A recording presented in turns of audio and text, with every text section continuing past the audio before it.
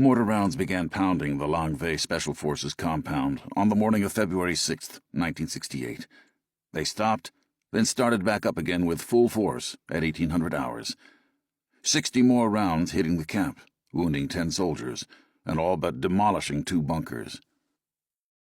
Longueuil served as a base from which a detachment of the 5th Special Forces Group of the U.S. Special Forces trained Indigenous Civilian Irregular Defense Group, CIDG, forces. This was all about to change, as the North Vietnamese Army, NVA, began to descend upon the encampment with quick and blistering firepower. Around midnight, Sergeant Nicholas Fragos spotted something even worse headed toward them over the horizon. Soviet-made PT-76 amphibious tanks were busting through the barbed wire perimeter fences and storming toward them. By dawn, Longueuil was completely overrun by the potent combination of armored tanks and dedicated NVA manpower. Captain Frank C. Willoughby, trapped inside the compound, had called down ferocious artillery and airstrikes on the enemy, but it had not been enough. NVA tank crews had driven up and fired point-blank into protective bunkers. The M-72 rockets fired by the Americans had either missed completely, jammed, misfired, or simply failed to knock out the enemy tanks. Now the remaining Allies found themselves holed up in the command bunker and under constant grenade attack. It seemed as though all was lost. But at this most dire moment of the Battle of Longueuil, Sergeant Eugene Ashley, Jr. entered the fray. Ashley was born in Wilmington, North Carolina. He had joined the Army in 1950, serving in the Korean War. By 1968, the year the North Vietnamese had chosen Longueuil as the grounds to stage their first effective use of armored vehicles, Ashley was an accomplished veteran serving with the 5th Special Forces Group. He wasn't about to sit idle while his comrades were blown to smithereens.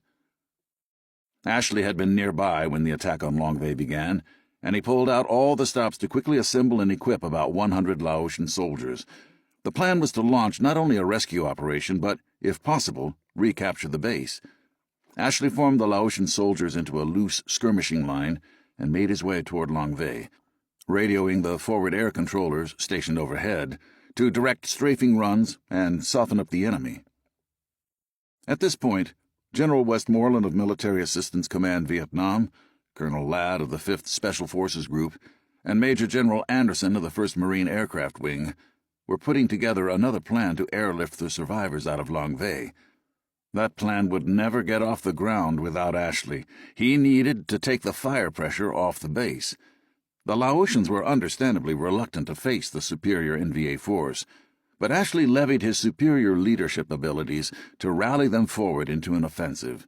He led the charge, attempting to break through the North Vietnamese lines, even as they were met with a downpour of grenades and volleys of machine gun and automatic weapons fire. Beaten, but not broken, Ashley would go on to lead 4 more charges against the devastating firepower of the NVA.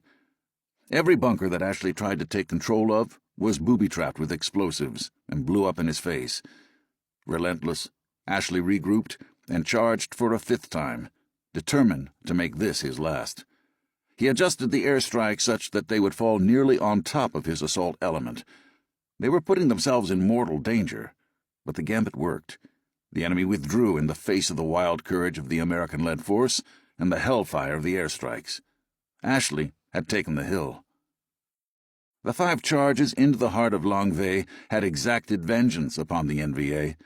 This pressure proved absolutely critical for diverting the enemy and carving a path for the remaining survivors to escape the grip of their attackers.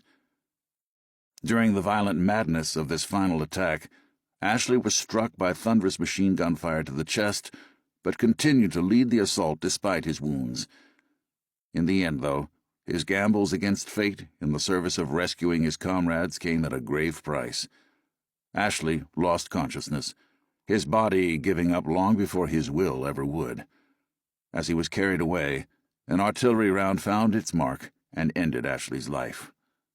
But not his memory. Under the cover of Ashley's attacks and U.S. airstrikes, the survivors of the Battle of Longueuil escaped to relative safety and were whisked away to freedom by Marine helicopters. Sergeant Eugene Ashley, Jr. was posthumously awarded the Medal of Honor on December 2, 1969, by Vice President Spiro T. Agnew, and was buried at Rockfish Memorial Park, Fayetteville, North Carolina. Ashley's name lives on in the spirit of Eugene Ashley High School, established in 2001 in Wilmington, North Carolina, which was christened in honor of the All-American war hero.